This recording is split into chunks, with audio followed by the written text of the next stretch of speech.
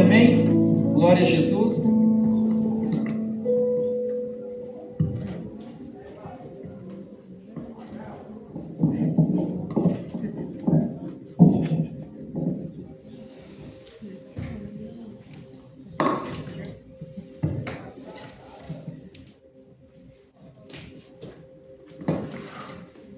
Glória a Deus. Saúde a cada um e a todos com a paz do Senhor Jesus. Amém. Vamos abrir as nossas Bíblias, 1 Coríntios capítulo 11. Louvado seja o nome do Senhor, que nos concede mais uma oportunidade na presença dEle. Quantos queriam estar no meu e no teu lugar? Nessa hora estar numa cama enfermo, até mesmo fazendo voto para que o Senhor o livre, para que o Senhor o cure, para que ele estivesse na casa do Senhor. E hoje nós somos bem-aventurados, porque Deus nos dá essa oportunidade de louvar o nome dEle, de ouvir a santa palavra dEle. Porque na casa do Senhor nós temos um encontro com três. Nós temos um encontro com Deus, conosco e com o nosso irmão. Quero agradecer a Deus por mais uma oportunidade de fazer a exposição da sua palavra. Agradecer ao pastor Ivan, a pastora Cíntia, pela confiança, no ceder o púlpito. Como dizia Charles Spurgeon, não se preocupe com quem entra e sai da igreja, se preocupe com quem entra e sai do púlpito, porque é daqui que Deus governa a sua igreja, que Ele manda a sua palavra, que Ele manda o seu melhor. Então, 1 Coríntios capítulo 11, eu vou ler o 23, o 24, o 26 e o 28. Porque eu recebi do Senhor o que também vos ensinei, que o Senhor Jesus, na noite que foi traído, tomou o pão e, tendo dado graças, o partiu e disse: tomai e comei, isto é o meu corpo, que é partido por vós, fazei isso em memória de mim. Porque todas as vezes que comerdes desse pão e bebeis esse cálice, anunciai a morte do Senhor até que ele venha. 28. Examine-se, pois, o homem a si mesmo, e assim coma deste pão e beba desse cálice. Essa é uma palavra que geralmente nós lemos no dia de ceia para relembrarmos o sacrifício do Senhor. Geralmente quando alguém morre, a gente procura esquecer. O Senhor manda lembrar. Fazer isso em memória de mim. Quando nós lemos 1 Coríntios capítulo 11, verso 23, porque eu recebi do Senhor também que eu vos ensinei, que na noite que o Senhor foi traído, de tudo que o Senhor passou na última semana, Paulo, ele relembra da traição. Como ser traído dói, principalmente por aquele que nos devia apoiar. Ser traído por um amigo, Às vezes a nossa oração tem que ser: Senhor, nos proteja dos meus amigos, porque o inimigo eu sei quem é, está declarado. Paulo, ele diz: eu vos ensinei o que recebi do Senhor. Paulo não inventou nada, ele só tirou da despensa e pôs à mesa. A palavra do Senhor é simples, é pura. A gente não precisa ficar inventando muita coisa. Paulo só tirou da despensa e pôs à mesa. Paulo, ele não copiou dos evangelhos. Paulo não inventou. Ele disse: eu recebi, eu vos ensinei o que recebi do Senhor. Então Paulo, ele não inventou nada. Ele não copiou dos evangelhos, porque a Bíblia não está em ordem cronológica. E as cartas de Paulo, elas foram redigidas antes do evangelho. As cartas de Paulo foram redigidas de 55 a 60 depois de Cristo. E os evangelhos foram de 60 a 70. E o de João, 90 anos depois. Depois de 40 anos que essas cartas já permeavam, foi que João escreveu a sua carta, que destoa de todas as outras. E quando nós lemos 1 Coríntios 11, 24, o 26 e o 28, são os três olhares que nós devemos ter sobre a ceia. 1 Coríntios 11, 24, fazer isso em memória de mim. O primeiro olhar, olhar para trás. O primeiro olhar que nós devemos ter sobre a ceia é olhar para trás. Ele diz: fazer isso em memória de mim. Olhar para trás, fazer uma retrospectiva. Quando nós lemos 11, 26, todas as vezes que comer desse pão ou beber desse cálice, lembrai da morte do Senhor até que ele venha. Olhar para frente. Perspectiva. E quando chega no verso 28, examine-se, pois, o homem a si mesmo. Olhar para dentro. em perspectiva. Então nós devemos ter 3 olhares sobre a ceia. É olhar para frente, é olhar para trás e olhar para dentro. Nós vemos aqui que examine-se o homem a si mesmo. Aqui é o chicote da alma. É quando a gente para de enxergar o erro nas outras pessoas, e a gente precisa parar num culto como esse e fazer uma faxina milimétrica no porão da nossa alma e ver onde está o erro e detectar se realmente o nosso passo está de acordo com as escrituras, se o nosso passo está de acordo com o passo do céu. Por isso que Tiago 1,23, ele não compara a palavra como Jesus fazia com a semente. Ele compara a palavra com o espelho. Porque quando eu me olho no espelho, eu examino se a minha gravata está torta, se o meu cabelo está penteado. Então Tiago 1,23, ele compara a palavra com o espelho. Ele diz: aquele que ouve as minhas palavras e não as pratica, é semelhante ao homem que edificou o seu rosto no espelho. E quando ele foi embora, ele esqueceu de como era. É como alguém não pudesse vir ao culto, e no outro dia o irmão não deu para eu ir no culto. Como foi o culto? Foi uma bênção. Eu pulei, gritei, rodei, profetizei. E a palavra? A palavra eu não lembro. Então ele diz que quando eu examino a palavra me examina.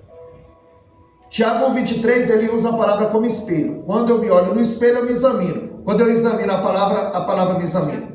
Muita gente marca a Bíblia, mas a Bíblia não os marca. Nós precisamos ser marcados por essa palavra. Olhar para frente. 1 Coríntios 15:19, Paulo dizia: se eu esperasse Cristo só nessa vida, eu seria o mais miserável dos homens. Porque não tem meio termo. Ou você está salvo, ou você está perdido. Ou você está no caminho estreito, ou você está no caminho largo. E o destino da viagem você escolhe aqui. E o Senhor vai nos dando várias oportunidades. Várias oportunidades. E a gente vai desperdiçando. Até que chega um momento que a gente ultrapassa uma linha tênue, fina, entre a misericórdia e a paciência de Deus. Aí sai a misericórdia, a mansidão, a bondade, a benignidade, a segunda chance. Porque a justiça de Deus vai operar. E a Bíblia diz no Salmo 11, verso 7, que ele é justo e ama a justiça. Que no tribunal dele, ninguém suborna a testemunha, muito menos o juiz. É Hebreus 12:2, olhando para Jesus, autor e consumador da fé, que pelo gozo que lhe estava proposto, suportou a afronta, desprezou a cruz e se assentou à direita de Deus. É olhar para frente e ver que Tiago 5:9, o juiz está às portas. Os sinais são evidentes. Mas muita gente ainda dorme. É por isso que Paulo diz que há muitos fracos e doentes e muitos ainda que dormem em nosso meio. É olhar para frente, não é vê-lo como um leão, mas é vê-lo como um cordeiro. É olhar para trás e vê-lo não como um leão, mas como um cordeiro. Não é vê-lo como um rei, que de fato ele é, mas como um servo. Não vê-lo como juiz, mas como réu. Não como advogado, mas como um acusado. É olhar para trás e ver tudo que ele passou por mim e por você. Aleluia, Deus. Quando ele dá o brado na cruz, tetelestai, está consumado. Ali o cordeiro virou leão. Ali o subalterno virou juiz. Ali o acusado virou advogado. Ali a raiz seca de Isaías 53 virou a videira verdadeira de João 15. Aí nós começamos a entender que a manjedoura está vazia, que o túmulo está vazio, que a cruz está vazia, mas o trono está ocupado. Ele passa 6 horas na cruz, 3 dias na sepultura, mas o trono está ocupado perpetuamente. Existe um que reina. Existe um que reina. É olhar para trás e vê-lo como um cordeiro. Nós começamos a entender que a cruz não foi um acidente, foi uma agenda estabelecida no céu, onde Apocalipse 3:8 diz que o cordeiro que foi morto antes da fundação do mundo. Já era o plano do Senhor enviar um cordeiro, até mesmo porque sempre foi o cordeiro do homem para Deus. Em Êxodo 12, era um cordeiro para uma família. Em Gênesis 22, o cordeiro para uma pessoa. Isaías 53, o cordeiro para uma nação. Mas quando chega em João 1,29, aí é o cordeiro para todas as nações. Sempre foi o cordeiro do homem para Deus, mas em João 29 é o cordeiro de Deus para o homem. Aleluia. Perfeito, sem mácula. Um homem de caráter ilibado. Aonde no Éden, Deus vestiu o homem com pele de cordeiro, mas na cruz ele vestiu o cordeiro com pele humana. Ele tomou a forma de homem, se humilhou até a morte e morte de cruz. E Deus lhe deu um nome que está sobre todo nome, para que todo joelho se dobre, quer no céu, na terra e embaixo da terra, e toda língua confesse que Jesus Cristo é o Senhor. E segundo aos Coríntios 5,10 diz que todos nós compareceremos ao tribunal de Cristo, para sermos julgados segundo o que fizemos por meio do corpo, quer seja bom, quer seja mal. O destino da viagem você escolhe aqui. Nós vemos que a iniciativa foi dele. 1 João 4,19, nós o amamos porque ele nos amou primeiro. A iniciativa foi dele. Romanos 5,8, Deus prova o seu amor para conosco, em que Cristo morreu ao seu tempo por nós, sendo nós ainda pecadores. Segundo aos Coríntios 5,21, aquele que não conheceu o pecado, se fez pecado por nós. Aleluia, Deus. A iniciativa sempre foi dele. Ele sendo bendito, em Gálatas 3,13, a Bíblia diz que é maldito todo aquele que for pendurado no madeiro. Ele sendo bendito se fez maldito por nós. Porque aquela cruz não era dele. Aquela cruz era minha, aquela cruz era sua, aquela cruz era nossa, aquela cruz era vossa. De Jesus nunca foi a cruz. De Jesus sempre foi a honra, sempre foi a glória, sempre foi o poder. É olhar para trás e ver que Deus materializou o amor. João 3,16 é o textuário da Bíblia. E os maiores sermões que Jesus pregou foi para pouca gente. Foi num quarto, à noite, para um homem, que ele disse o textuário da Bíblia. João 3,16. Ele fala para Nicodemos que Deus amou o mundo de tal. Esse tal é incomensurável, não tem como medir. De tal maneira que deu. Olha, Deus ama e dá. Ele materializa o amor. Deus amou o mundo de tal maneira que deu o seu Filho. Aí a Bíblia nos diz em João 15,13 que ninguém tem amor maior que esse, de dar a sua vida pelos seus amigos. Então Deus ama e dá seu Filho. Jesus ama e dá sua vida. Nós amamos. E o que nós estamos dando em prol do Evangelho? Meu Deus. 1 João 3,18, ele diz: não amemos de palavra e nem de língua, mas de fato e verdade. Ele está dizendo: materializa o amor. Porque você não adora o Senhor só com voz entoada, com coreografia. Não, você também adora com dízimo. Você também adora com oferta. Você também oferta a sua vida ao Senhor, o seu tempo, a sua oração. Então isso, pela manhã nós estivemos ali em Itaquera, eu, Diácono Maria, missionária Simone. Ali eles viam em uma semana de festividade sobre adoração e hoje foi o encerramento. E ali nós ministramos que a adoração, porque eles estavam baseados em João capítulo 4, verso 23, que o Pai procura verdadeiros adoradores. Aleluia, Deus. Se ele procura, é porque não está fácil de achar. E se ele está procurando verdadeiro, é porque tem falso no meio. E adoração não é voz entoada, coreografia religiosa, não. É uma vida no centro da vontade de Deus.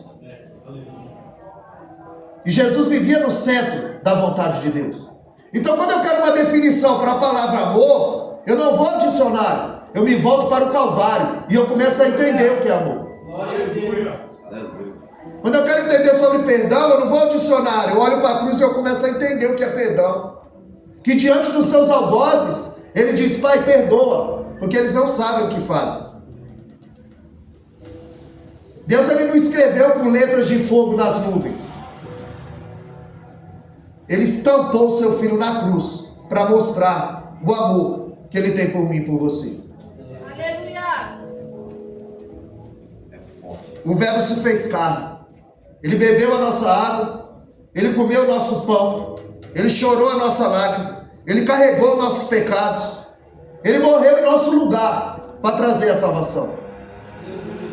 Aleluia, Deus. João 29 é a resposta para a pergunta de Isaac. Em Gênesis 22, Isaac pergunta: pai, onde está o cordeiro? E Abraão responde: Deus proverá para si um cordeiro, meu filho. Gênesis 22, Isaac está perguntando: onde está o cordeiro? E João 29 ele está respondendo: eis aí o cordeiro que tira o pecado do mundo. Porque até ali o cordeiro só encobria. Porque os Hebreus 9:22, sem derramamento de sangue, não há remissão de pecados. Mas quando Jesus vem, ele tira, ele apaga. A Bíblia diz em Miqueias 7:19, que ele pegou todos os nossos pecados e lançou na profundeza do mar. E é proibido pescar nesse mar. É entender que Jesus era a oferta e o ofertante. Jesus era o cordeiro e o sacrifício. É entender que antes de Deus receber a oferta, ele recebe o ofertante. Antes dele receber a adoração, ele recebe o adorador. Porque sem santificação, o bastão do evangelho ele não tem efeito na nossa mão. Como no caso do profano Geazi. Tinha tudo para suceder o profeta Eliseu. Quando nós lemos 2 Reis capítulo 8, o rei chama Geazi e diz: nos conte o que Deus está fazendo através da vida do profeta Eliseu. E Geazi vai contar para ele o que Deus faz através da vida do profeta Eliseu. Porque quem não tem vida com Deus, ele tem que contar o que Deus está fazendo na vida dos outros. Aleluia, Deus. Forte. Quem não anda com Deus tem que contemplar quem anda. Quem não põe vida no altar, o bastão do evangelho não tem efeito na nossa mão. Porque a palavra de Deus na boca do diabo é palavra do diabo. A palavra de Deus na boca desviada é palavra de desviado. Porque o adversário usa a palavra, mas distorce a palavra.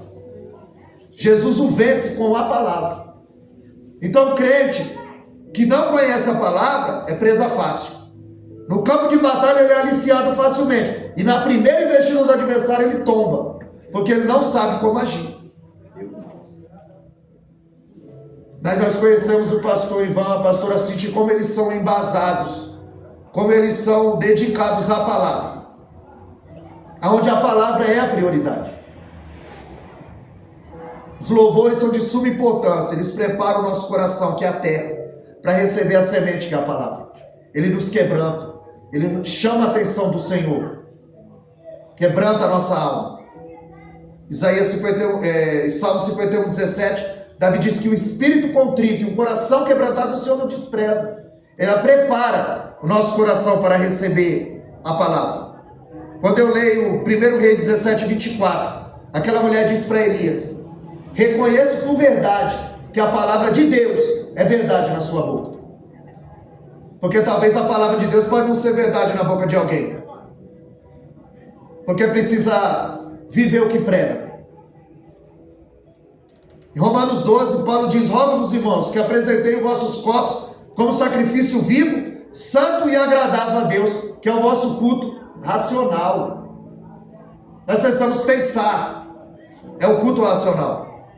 Nós precisamos aprender. Mas agora o culto passou a ser sensorial. Eles querem sentir. Eles não querem aprender. Eles não querem pensar. John Stott tem um livro que diz que crer também é pensar. Então Paulo nos fala de um culto racional. Ele está dizendo que Jesus ele varreu todas as ofertas do altar, porque ele é o sacrifício perfeito. É olhar para trás e ver o que aconteceu com a igreja primitiva. E compreender que sem o Espírito Santo, a igreja não respira o oxigênio do céu. Aleluia. Não tem direção. Porque hoje nós estamos vendo florescer um novo evangelho, um falso evangelho, crivado de erro. Prometendo o que Deus não promete. Onde troca a renúncia por sucesso. Onde troca a oração por prosperidade. Tem muito lugar que acha que a igreja é cassino. Você vai entrar pobre e vai sair rico. Meu Deus. Deus nunca prometeu isso para ninguém. Pelo contrário, João 16:33, Ele disse que no mundo você teria aflições. Que em Mateus 7,24 ele diz que aquele que ouve as minhas palavras e as pratica, eu assemelhá-lo-ei ao homem que edificou a sua casa na rocha, onde desceu a chuva, correram os rios, sopraram o vento, combateram contra aquela casa, mas não puderam derrubá-la, porque ela estava na rocha. E da mesma maneira a casa também estava na areia. As duas casas estão de pé, edificado. O que diferencia? O alicerce. A chuva cai no telhado, o rio bate na parede, e o vento sopra na porta e bate com ímpeto. Aí você só vai saber qual está na rocha e qual está na areia é quando a adversidade bate na casa do crente. Quando a morte, a doença. Aí você vai ver quem está na areia e quem está na rocha. Se a chuva cai no telhado, o rio bate na parede e o vento na porta, ele está dizendo, a provação vai vir de todo lado, de onde menos você espera. É olhar para a igreja primitiva e ver que a igreja, ela orava por missão. Hoje a igreja ora, reivindica o seu direito. A igreja primitiva orava por missão, a igreja contemporânea era por conforto. Eles não são atraídos pela cruz, eles são atraídos por sinais. Um evangelho que não requer renúncia. Foi o que o diabo ofereceu para Jesus. A Bíblia diz que ele o levou ao alto monte. Olha quem o levou. O diabo o levou ao alto monte. Nem todo mundo que está em cima foi Deus que colocou. E ele diz, ó, isso aqui tudo é meu. Mentira, ele não tem nada. Ele não tem nem a chave da casa dele. Apocalipse 1,18. Jesus disse, eu estive morto, mas eis que estou vivo para sempre. E tenho nas mãos a chave da morte e do inferno. Ele não tem nem a chave da casa dele.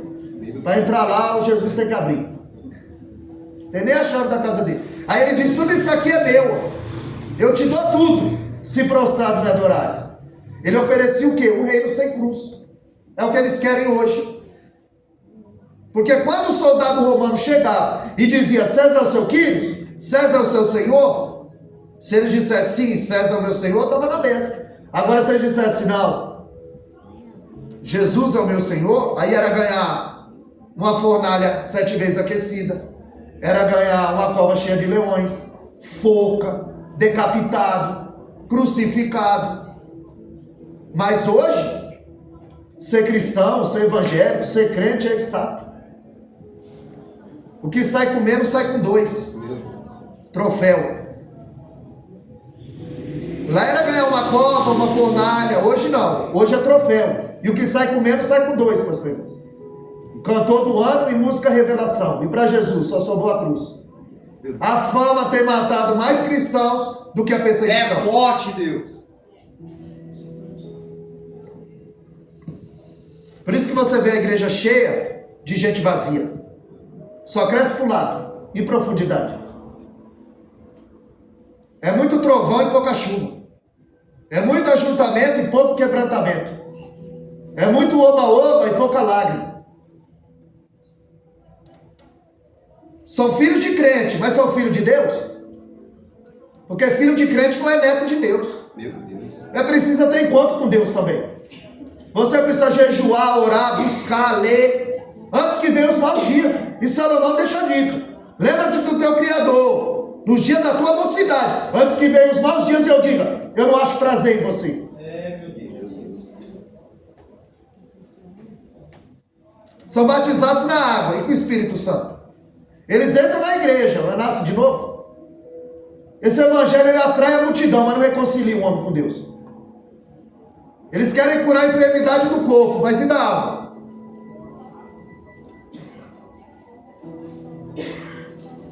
Homens como Ofni e Finéias, eles pensam que estão cheios de Deus, mas é Deus que está cheio deles. Tem morte na panela. Seu evangelho tem ludibriado muitos obreiros e tem engrossado a fileira do evangelho, gerado um povo fraco e doente, como Paulo disse.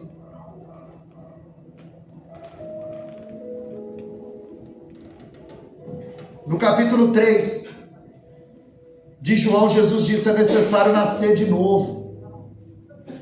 Precisa ter metanoia, mudança de mente. Quando nós lemos em Atos capítulo 8, havia ali um homem chamado Simão, o mágico. Ele viu o milagre, ele ouviu a palavra, ele professou a fé, ele aceitou a Cristo, ele foi batizado, mas ele nunca nasceu de novo. Porque quando Pedro e João são enviados para Samaria, porque houve um grande avivamento desencadeado pela palavra. E quando eles chegaram, a Bíblia diz que quando eles impunham a mão, eles recebiam o Espírito Santo. E Simão, que viu o milagre, ouviu a palavra, professou a fé, foi batizado, aceitou a Jesus. Quando ele viu, ele disse: eu também quero desse poder. Quanto que é? E o favor de Deus não se alcança por dinheiro. Ou seja, nunca nasceu de novo. Nós precisamos nascer de novo. Nicodemos é um religioso, teólogo, diploma na parede, doutor da lei, fariseu, judeu. E quando Jesus disse é necessário nascer de novo, ele não entende. Ele está falando de um nascimento espiritual. Para a mulher samaritana, ele fala de uma bebida espiritual. Água da vida, água viva. Em João capítulo 5, ele fala de uma cura espiritual. Ele também não entende. Para os fariseus, em João 6, Jesus disse: aquele que comer da minha carne e beber do meu sangue, ele fala de uma comida espiritual. Eles também não entendem. Em João 13, Jesus lava os pés do discípulo. Ele está falando de uma lavagem espiritual. Eles também não entendem. E o que eu acho incrível no Evangelho é que o cientista não entende o Evangelho, mas o analfabeto entende. Porque não é uma descoberta humana, é uma revelação divina. E Deus revela quem quer. E revelou a você, é por isso que você está aqui.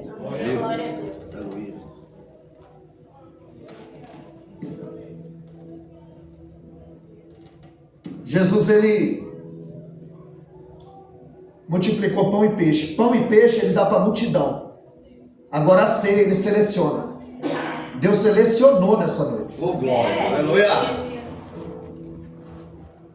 Quando se senta à mesa, se faz uma aliança. Jesus, ele seleciona. E ali ele fala: um de vós há de me trair. Mas só para 3. Ele fala: minha alma está angustiada até a morte. E ele o chama para orar. É olhar para trás e ver a vida que Jesus viveu de oração, de comunhão com o Pai. Porque às vezes dobramos os joelhos e nos falta a palavra. Mas quando a gente encontra aquele amigo que há tempos não vemos, a gente tem assunto, hein? Tem conversa para pôr em dia. Mas quando nós dobramos o nosso joelho para falar com o Pai, às vezes nos falta a palavra. Jesus, ele chama os discípulos para orar. Ali está Pedro, Tiago e João, 5 íntimos. No primeiro momento, aos Hebreus 5:7, a Bíblia diz que com lágrimas ele clamou àquele que podia salvá-lo. No primeiro momento de oração, com lágrimas. Quando ele volta, os discípulos estão dormindo. No segundo momento, ele está orando, a Bíblia diz que um anjo vem consolá-lo. Quando ele volta, os discípulos estão dormindo. A terceira vez, a Bíblia diz que ele começa a transpirar sangue. E quando ele volta, os discípulos estão novamente dormindo. E ele diz: não podes vigiar 1 hora comigo? Enquanto isso, no sopé do monte, os discípulos estão desprovidos de poder. E o pai vem com o filho endemoniado e eles não conseguem expulsar. Porque ao invés de orar, eles dormem. Desprovido. No Monte da Transfiguração, eles também estão carregados de sono. Quando aparece Elias representando os profetas e Moisés representando a lei, Pedro meio sonolento, quer que façamos 3 tendas. Ele quis colocar Elias e Moisés no patamar de Cristo. E ali os dois falavam sobre a crucificação de Cristo, o que ele havia de passar. Eles estavam cheios de emoção e vazios de entendimento. Assim tem muita gente na igreja hoje, cheio de emoção e vazio de entendimento. Assim como os discípulos. Eles não tinham poder para expulsar aquele demônio. No sopé do monte eles estavam desprovidos de poder. Foi por isso que eles disseram: Senhor, ensina-nos a orar. Por que eles não disseram: ensina-nos a pregar? Porque eles sabiam muito bem que sem oração a palavra não tem virtude na nossa boca. Aleluia. A gente precisa da autoridade, da unção, do poder, da convicção de Deus. E isso só alcança com a vida no altar. Quanto mais você renuncia, mais você tem de Deus. Quanto mais você o busca, mais você o acha. Como foi lido aqui. Em Crônicas 15:2, ele diz: o Senhor está convosco enquanto vós está com ele. Se o deixar, ele vos deixará. Mas se o buscar, certamente Glória a Deus. Aleluia. o achareis. Jeremias 29:13, ele diz: buscar-me, eis e me achareis, quando me buscar de todo. Coração. É sem parcialidade, é de todo. É uma entrega. Aleluia. É uma entrega. No sopé do monte eles não conseguiram expulsar o demônio. Em Marcos 9:28 eles perguntam: por que nós não podemos expulsar o demônio? Porque estavam desprovidos de poder, de autoridade, de unção e de oração. Porque eles dormiam enquanto deviam orar. Eles falavam quando deviam escutar. Pedro luta quando devia se entregar. Pedro nega quando devia confiar. Em Lucas 9:46 a Bíblia diz que eles discutiam no caminho quem era o maior. Porque lavar os pés era a função do escravo mais humilde da casa. Então eles vinham discutindo no caminho quem ia lavar o pé um do outro. E esse seria considerado o menor. Talvez discutiam quem expulsa mais demônio, quem prega mais. E quando Jesus chega no cenáculo, na última semana dele na terra, o que vocês vinham discutindo no caminho? A Bíblia diz que eles se calaram. Porque eles discutiam quem era o maior. Aí Jesus cinge-se de uma bacia, uma toalha e começa a lavar os pés dos discípulos. Meu Deus. Em João 15:13 ele disse, em João 13:15 ele diz: eu vos dei exemplo. Assim como eu lavei os pés do discípulo, vocês devem lavar o pé uns dos outros. Porque no reino de Deus a pirâmide está de ponta cabeça, maior é o que serve. Aleluia. Maior é o que serve. E o símbolo desse reino é uma bacia e uma toalha. Marcos 10:45 diz que o Filho do Homem não veio para ser servido, mas para servir. Ele que é mestre e Senhor, veio para nos servir. Nós devemos servir uns aos outros. Agora é muita gente com o microfone na mão e pouca gente com a bacia e a toalha na mão. É muita gente querendo ser servido e pouca gente para servir. E Jesus disse: eu vos dei exemplo. Eu vos dei exemplo. João é o evangelista que mais falou sobre a terminologia água. É conhecido também como o Evangelho das Águas. Porque no capítulo 1, Jesus foi batizado nas águas. No Jordão. Jordão abriu 3 vezes. Quando Josué vinha com o sacerdote, que eles pisaram no Jordão, o Jordão se abriu. Quando Elias precisou ultrapassar, o Jordão se abriu. E quando Elias é arrebatado, a capa cai, Eliseu pega, bate no Jordão, e pela 3ª vez o Jordão abre. Ele diz: onde está o Deus de Elias? E o Jordão abre e Eliseu passa a seca. Então o Jordão abriu 3 vezes. Jesus vai ser batizado nesse Jordão. E o que é que eles pensaram? A água vai sumir, vai abrir de novo. Mas a Bíblia diz em Mateus 3,16 que o que abriu não foi o Jordão, o que se abriu foi o céu. Aleluia. A Bíblia diz que o céu abriu, o Espírito desceu e o Pai falou. Aleluia. Deus não quer mais abrir o Jordão, agora Deus quer abrir o céu para você. Aleluia. Deus quer abrir o céu para nós. Aliás, o céu está aberto aqui nessa noite. Glória a Deus. Então no capítulo 1, Jesus foi batizado nas águas. Olha, João, evangelista que mais falou sobre a terminologia água. No capítulo 1, foi batizado nas águas. No capítulo 2, ele transforma a água em vinho. Capítulo 3, ele diz que é necessário nascer da água. Capítulo 4, ele diz: eu tenho água viva para te dar. No capítulo 5, as águas do tanque de Siloé. No capítulo 6, Jesus anda sobre as águas. Capítulo 7, 37, ele se põe em pé e diz: quem tem sede, vem a mim. Glória e beba a Deus. de graça da água da vida. No capítulo 9, ele fala de um cego para se lavar nas águas do tanque de Siloé. E no capítulo 13, ele lava os pés dos discípulos. Então João É alguém que relata sobre o sofrimento, sobre a vida de oração de Cristo no Getsemane, que significa lugar da prensa, onde ele foi prensado pelos nossos pecados. Isaías 53:10 diz que aprove ao Pai moê-lo, e você pensa que vai passar ileso. Romanos 8:32 diz que nem o seu próprio filho ele poupou. Será que ele pouparia nosso sofrimento, nossa luta? Os discípulos, eles se alegravam por poder sofrer por Cristo, e a gente faz campanha para parar de sofrer.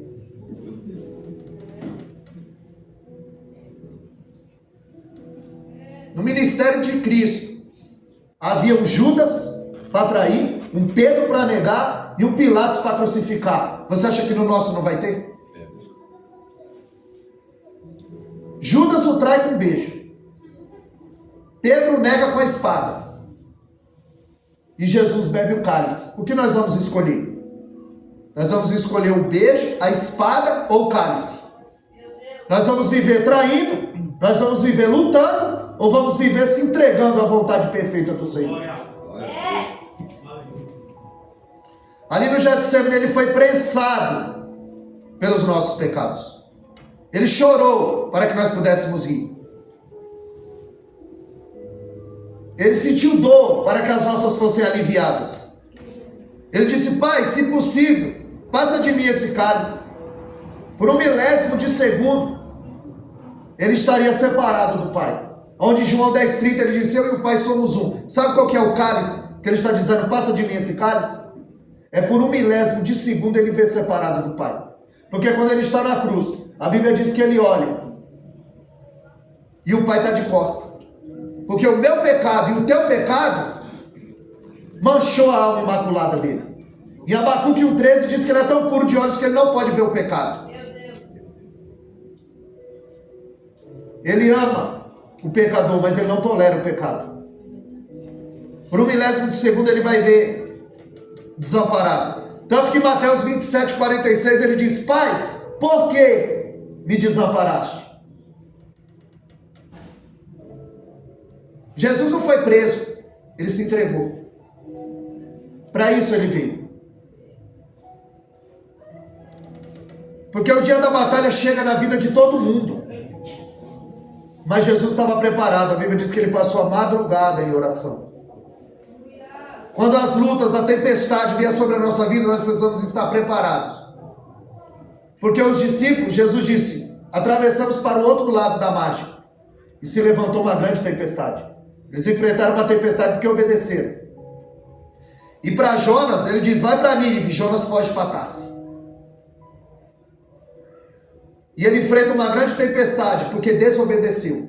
Então os discípulos enfrentam uma tempestade porque obedecem, e Jonas enfrenta uma tempestade porque desobedece. O texto está dizendo: a tempestade vai vir de qualquer jeito. Agora, como que você está? Debaixo de uma obediência ou debaixo de uma desobediência? Porque se Jonas não queria fazer a vontade do Senhor, ele não precisava fugir. Tem gente que não está fugindo, mas está parado. Meu Deus. É forte. Tem gente que tem chamado, mas está parado. Como a Nagashebe. Mas o Senhor marcou essa noite para você fazer uma faxina milimétrica no porão da sua alma e ver se você está brilhando no caminho do céu ou do inferno. Meu Deus. Porque não tem mais tempo para brincadeira. Não tem mais tempo para brincadeira. Jesus, ele foi julgado na esfera religiosa e política, pelo Sinédrio e pelo pretório romano. Jesus, ele, como uma ovelha muda, Isaías 53:7, como uma ovelha muda, ele não abriu a sua boca. Você é assim? Ou você murmura? Ou você reclama demais? Ele, como uma ovelha muda, diante dos seus tosquineadores, não abriu a boca. A Bíblia diz que Herodes, Pilatos, queria ver um sinal da parte dele. E Pilatos disse: você não responde? Você não sabe que eu tenho autoridade para te prender ou para te soltar? Em João 3:27 o texto diz: você não tem autoridade nenhuma, o homem não pode receber nada se do céu não for lhe dado. Ele está dizendo: você não tem autoridade nenhuma sobre mim. Quem tem autoridade sobre mim é o céu. Eu sou cidadão do céu. Aleluia. Eu sou peregrino nessa terra. Aleluia. Como uma ovelha muda. Você sabe que o povo era para sair do Egito. 40 dias era para chegar. Por causa da murmuração, demorou 40 anos. Toda vez que você murmura, você volta para o final da fila. Fica andando em círculo. A vida não anda. Datã, Abirão e Corá falaram contra o profeta de Deus, murmuraram. A Bíblia diz que a terra abriu e os engoliu. Engoliu os murmuradores de Ari. Agora hoje a terra não engole murmurador. Hoje os murmuradores rastejam pela terra. Meu Deus. Forte demais.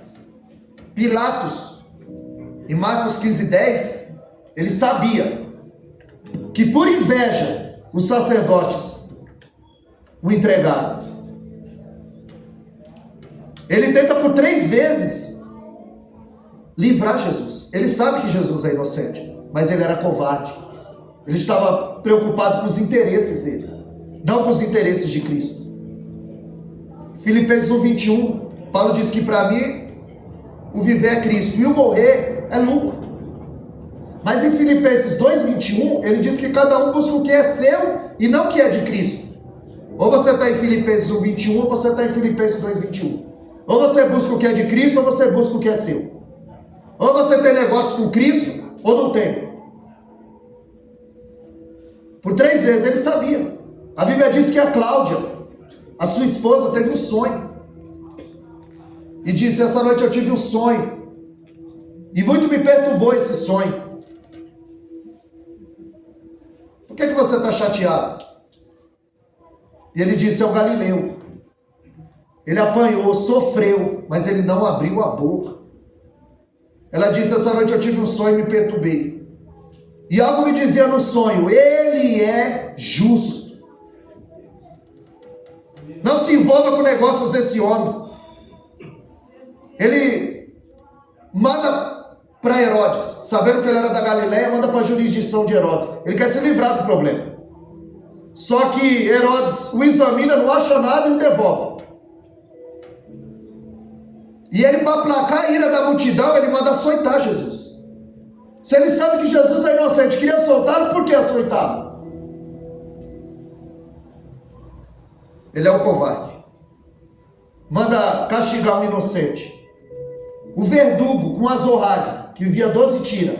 Ali tinha 4 tiras com um pedaço de vidro, ali malha de ferro, chumbo e osso de carneiro. Extremamente cortante. Cada golpe que ele desferia abria 12 cortes no nosso mestre. Depois da 10ª, ele não está de pé, ele está caído. Seu corpo, seu rosto, a sua orelha, tudo sangrando, sofrendo. Por mim e por você. Ele vai até o fim. A última tentativa de livrá-lo, ele diz: amanhã à Páscoa eu posso soltar um preso. Ele chama Barrabás, ele chama Jesus e pergunta à multidão: a quem eu devo soltar, Barrabás ou a Jesus? E a multidão escolhe Barrabás. E a gente acha um absurdo, né? Jesus morrer no lugar de Barrabás. Pois é, esse Barrabás é eu e você. Ele morreu no nosso lugar. Aquela cruz não era dele. Aquela cruz era minha. Mas ele morreu no meu lugar. Ele materializa o amor. Ninguém tem amor maior que esse, Glória a Deus. de dar sua vida Aleluia. pelos seus amigos. O povo escolhe Barrabás. Vai começar a via dolorosa, porque o preso ele devia levar a cruz para mostrar a sua culpa, a sua pena, que era um condenado. Pega uma coroa de espinho, batem com caniço na cabeça dele e diz: tu não és rei? Eis aí a tua coroa. Aqueles espinhos ficam no seu crânio, começa a sangrar a sua testa. Vendam os olhos dele, dão bofetadas nele e diz: profetiza, quem foi que te bateu? Tu não é profeta? Escarnece, cospe do nosso Cristo, adorado pelos pelos anjos, cuspido pelos homens. Adorado pelos anjos, escarnecido pelos homens. Isaías 53:3, ele foi desprezado, o mais indigno entre os homens. Não havia nele aparência nem formosura para que o desejássemos. Homem de dores. Pega os braços dele, coloca no patíbulo. E a cruz era feita 3 dias antes. Aquela cruz não era dele. Aquela cruz era de Barrabás, um homem zarrão de 1,90 m. O cravo, ele não ia na mão. Sem engano, isso é o que pintam por aí. Não ia na mão, ia no pulso. Porque se fosse na mão rasgava e ele caía. É aqui, é no pulso. Então quando prega o primeiro no pulso, entra. Mas no segundo, a cruz não era dele. O salmista diz: esticar o nosso mestre. O osso dele se desloca. Ele se contorce de dor. Porque aquela cruz não era dele. Aquela cruz era de Barrabás. E eu sou o Barrabás. Aquela cruz não era dele. O povo está ensandecido, vibrando. Ele vai carregando a cruz, seus olhos machucados, correndo, vendo aquela multidão, que ele multiplicou pão e peixe, que ele curou, ensinou. E agora eles estavam gritando: crucificam. Meu Deus. Comprados. João 2,25. A Bíblia diz que Jesus não confiava na multidão, porque sabia o que havia no homem. O mesmo que disseram: Hosana, Hosana. Uma semana depois está dizendo: crucificam. Jesus não confiava na multidão. Pegaram os pés dele, que também não era no peito do pé, era no tornozelo. E ele se contorce de dor. O castigo que nos traz a paz estava sobre ele. Cristo pregado na cruz. Ele olha para o céu, quando ele vai dar um sorriso, o pai está de costas. Porque ele não aguenta mais ver o filho sofrer. Era o cálice. Porque chega uma hora que o cálice transborda. E ele diz: pai, por que me desamparaste? Ali Deus estava abrindo um caminho do céu para a terra.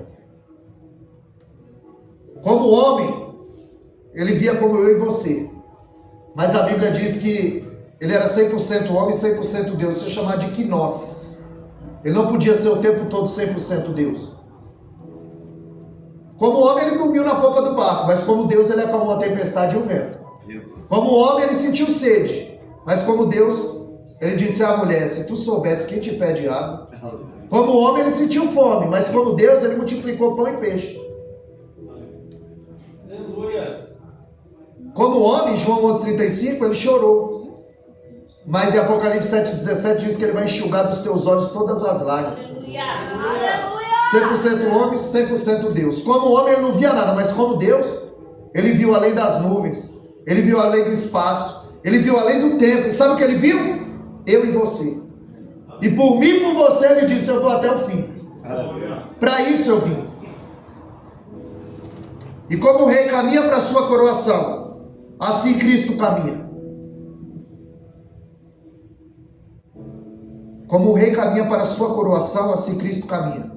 Mas só que esse trono era uma cruz e essa coroa era de espinho. Pedro e Tiago e João chegaram e disseram: mestre, na tua glória, permita que eu sente à direita e o meu irmão à esquerda. E ele disse: isso não cabe a mim. Você pode beber o cálice que eu bebo? Você só está enxergando a glória, o glamour, você só está enxergando a coroa. Mas você sabe que essa coroa é de espinho, que esse trono é uma cruz? Você pode passar o que eu vou passar para se assentar com meu pai? Ele está dizendo: não é porque vocês fazem parte aqui do ciclo íntimo que vocês vão ter a primazia, a proeminência. Porque aqui não é por ordem de chegada, aqui é por ordem de renúncia. Quanto mais você renunciar, mais você vai ter do Senhor. Aleluia. Então nós entendemos que não foi Judas que o entregou por ganância. Não foi os sacerdotes que o entregou por inveja. Não foi Pilatos que o entregou por covardia. Não foi a voz uníssona do povo que o entregou. Foi o Pai por amor. Aleluia. Foi o Pai por amor que entregou seu Filho para morrer por mim e por você. Por isso que eu não vou ao dicionário. Eu me volto para o Calvário e eu começo a entender o que é amor. Eu começo a entender o que é perdão. Não foi a traição de Judas. Não foi a inveja do sacerdote. Não foi a voz uníssona do povo. Não foi a indiferença de Pilatos. Foi o Pai por amor. E nos amou até o fim. Foi na cruz que o Cordeiro virou leão. Que Tito 2,14 diz que ele vai vir buscar uma igreja Aleluia. zelosa, de boa obra, Glória. lavada e remida no sangue desse Cordeiro. O Cordeiro de Deus que tira o pecado do mundo. Amém, queridos? Que Deus possa continuar ministrando essa palavra ao coração de vocês. Para quem não sabe, eu tenho um canal no YouTube. Essa mensagem vai subir. Se você escrever lá no YouTube Wellington Caetano de Holanda, tá minha foto, a foto da minha esposa, você pode rever essa mensagem. Você pode se inscrever no canal e lá tem outras mensagens para edificar a minha e a tua vida. Amém, queridos? Eu quero agradecer essa oportunidade e as palmas louvem e agradecem somente o nosso Deus. Glória a Deus, aleluia.